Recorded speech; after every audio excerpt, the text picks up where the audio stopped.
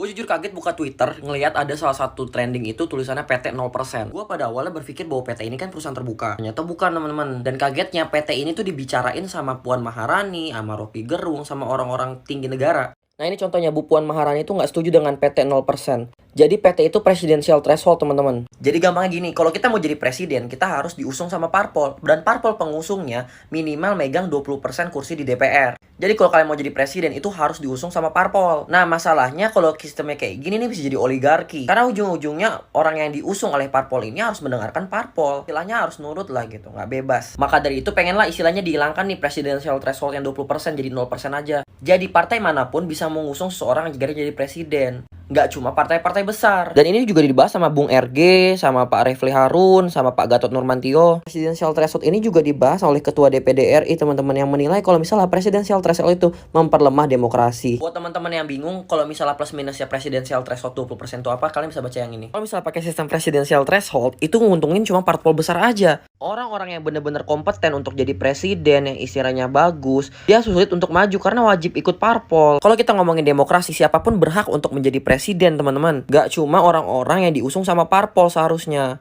Kalau misalnya kalian nanya, gue lebih setuju presidential threshold yang 20% atau 0%, udah jelas gue bakal pilih yang 0%. Kenapa? Satu, sistem yang presidential threshold 20% itu bisa menciptakan oligarki. Dan juga kalau kita pakai sistem presidential threshold 20% yang tadi dan wajib diusung sama parpol tadi, bakal banyak orang-orang yang berpotensi jadi presiden, yang sebenarnya capable jadi presiden, yang bisa maju independen, yang bisa maju sendiri tanpa didukung sama parpol. Itu jadi sulit. Jadi sulit untuk bersaing karena dia wajib masuk parpol gitu loh. Dan wajib ikut parpol yang besar, yang minimal 20% kursi di DPR. Nah, maka dari itu kita butuh people power nih untuk gerakin bahwa demokrasi kita tuh nggak boleh ditunggangin sama oligarki. Harus kita yang sebagai rakyat nih yang gerak. Semua orang berhak jadi presiden. Kamu, aku, semua orang. Tanpa harus ikut masuk ke parpol yang istilahnya parpol besar dengan kursi 20% tadi. Perdebatan masih panjang juga sih di Twitter, tadi terakhir 10.000 tweets. Dan gue minta tolong kalian untuk bantu up topik ini.